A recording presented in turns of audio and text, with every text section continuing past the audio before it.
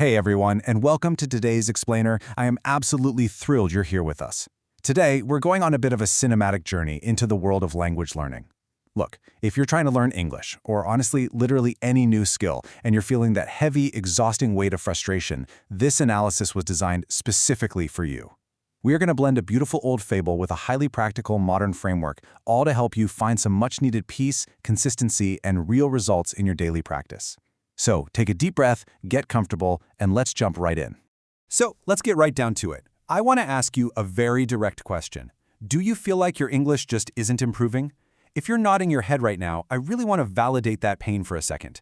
We know that feeling stuck is incredibly frustrating. You're putting in all this effort, right? But you still feel terrified of making mistakes, and the slow pace of your progress just feels, well, completely overwhelming. You study, you prepare, but the second it's time to actually speak, you freeze up. It's a terrible feeling, but please hear this. You are absolutely not alone in experiencing this. You know that impatient inner voice, the one constantly whispering, "I should be further by now." It completely demands quick results. It's that harsh voice that looks at exactly where you are, looks at where you desperately want to be, and makes you feel like a total failure for not getting there yesterday. But here's the truth, straight from our source material on the psychology of learning. This illusion of fast progress doesn't just hurt your motivation. Actually, scratch that. It completely ruins it. Expecting immediate fluency makes the whole journey feel impossible. And honestly, that heavy expectation is exactly what makes so many learners just give up entirely. Section 1. The Fable, the Full Glass of Water. To quiet down that impatient inner voice, let's look at the story of Marco. He was a restless young man, and his mind was basically a storm of anxiety. Seeking some kind of peace, he visited a wise elder in his village. Now, the wise man didn't give him a long, boring lecture. Instead, he gave Marco a physical task. He took a glass, filled it with water right up to the very brim, and gave him 3 simple instructions. First, hold this full glass. Second, walk from here straight through the chaotic, noisy, busy village market. And third, do not spill a single drop. Marco accepted the challenge. As he walked, dogs were barking, people were shouting, the market was bustling all around him. But Marco, he didn't look around at all. He walked step by step, entirely 100% focused on the water. When Marco successfully made it back without spilling a drop, the elder asked if he had noticed the barking dogs or the shouting people. Marco said no, he only saw the glass. The elder then shared this piece of wisdom. When your mind stays in the present moment, there is no space for fear. By focusing entirely on his present step, Marco completely eliminated his anxiety about the future and his fear of messing up. And you know what? This is the exact mindset we need to apply to learning English. Moving on to Section 2. The Framework, the Power of Small Habits. Okay, let's pivot from Marco's old-world philosophy to the daily reality of a modern language learner. Meet Alyssa, a 20-year-old university student. Alyssa builds her confidence not through massive, stressful study sessions, but through simple, consistent, and super calming daily actions. She wakes up at 6:30 a.m., stretches, and immediately does a little positive self-talk. She looks right in the mirror and says, "You can do it, Alyssa, you are strong." Then she just enjoys her morning tea. These small, present-moment actions totally ground her, making her feel safe, capable, and prepared for the day ahead. Now, this routine hits right at the heart of a huge debate in the language learning community. If we look at data from learner forums, the contrast is stark. You've got binge studying, trying to cram 2 intense hours of study in once a week, which almost always leads to burnout and massive stress. It puts way too much pressure on achieving perfection. On the flip side, we have the highly effective little and often approach. Using 15-minute daily micro-habits completely removes that crushing pressure.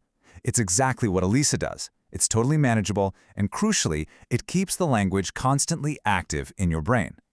So how does Alyssa actually pull this off?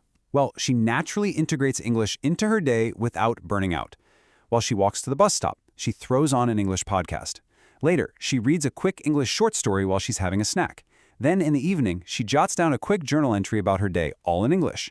She makes the language a gentle, living part of her actual life rather than treating it like some burdensome chore. It's step by step, just like Marco carrying his glass.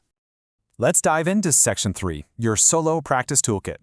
So let's open up this solo practice toolkit and look at some concrete, actionable exercises you can start doing at home today, completely free from the fear of anyone judging you. Using AI prompts with free tools like Gemini or ChatGPT, you can easily set up short 10-minute speaking sessions. It's like having a private tutor. For example, on day 16 of your practice, you could literally speak to your camera and ask the AI for feedback on your self-introduction. On day 17, prompt the AI to generate a simple story about living in a village 100 years ago, and then describe the scene out loud. On day 29, ask the AI to prompt you step by step to describe your daily routine. This builds incredible conversational muscle in a completely safe, low-stakes environment. Another huge part of this toolkit means being totally okay with returning to the absolute basics. Questions like, how are you? What's your name? Are you happy? Listen, there is absolutely no shame in returning to these foundational questions. Answer them out loud. Building a rock-solid foundation is so much more important than trying to force yourself to use complex vocabulary way before you're actually ready. Two more incredibly powerful solo techniques coming from our sources at Ingvarda are the 60-second topic rule and shadowing. Here's how they work. Every single morning, pick one specific interview-style question. Hit record on your phone and just answer it cold for 60 seconds. Do not worry about mistakes, just speak. The second technique is shadowing. Watch an English TV show with the subtitles on, read along out loud, and then rewatch that same scene without the subtitles, pausing to summarize what just happened out loud. These micro-habits literally train your brain to think on its feet.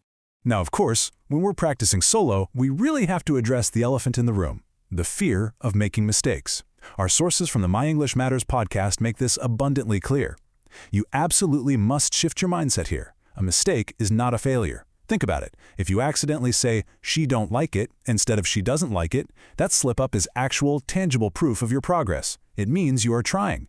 It's exactly like falling off a bike. It simply means you are in the process of learning to ride. So, celebrate those small wins, reflect on the errors, and realize that perfectionism is simply a roadblock. Which brings us to Section 4. Slow progress is still progress. If you happen to be an anxious, perfectionist kind of learner, I really want you to hear this truth derived straight from our sources. You don't need to rush. Learning is almost never a straight line. Sometimes it feels exactly like walking through a really heavy fog. You're moving your feet, but you can't see very far ahead at all. And because you can't see the destination clearly, you start to doubt yourself. But guess what? You are still moving. Life and learning, they move in waves. Just because the progress is quiet and a bit hard to see today definitely does not mean it isn't happening. It's also such a powerful reminder that you don't need to compare yourself to anyone else. It is so incredibly easy to scroll online and see people speaking perfectly fluently and smiling at the camera. But remember, you are comparing your messy, everyday, real life to someone else's carefully curated highlight reel. That comparison is a trap. It completely hides your own quiet, ordinary, and frankly, beautiful progress. Your journey is yours alone. And this leads us straight to our ultimate takeaway. You don't need to be perfect. Perfectionism is a complete trap that stops you from speaking at all. What actually matters is that you simply show up and try. Remember Marco? He wasn't focused on looking perfect for the villagers. He was just focused on not spilling his glass in that exact present moment. Making mistakes doesn't stop your progress. Avoiding practice because you are terrified of making mistakes, well, that is what stops progress. Ultimately, we have to realize that slow, quiet progress is the most real progress there is. Think back to Elisa's calm, steady mornings, making your tea, practicing just a little bit of English on our way to the bus. Think of Marco, walking through a chaotic, loud world with his eyes fixed peacefully on his glass of water. They aren't rushing. They aren't comparing themselves to anyone else. They are simply living in the present moment, taking it one step at a time. So, as we wrap up, I want you to leave this explainer feeling totally motivated and empowered. I have one final question for you to really think about. What is one small, gentle habit you will start today? Not 10 things, not perfect things, just one small step in the present moment. Maybe it's that 60-second phone recording, or maybe reading a short story, or maybe just answering "How are you?" out loud in your room. Choose your small step, hold your glass steady, and remember, you've absolutely got this. Keep moving forward.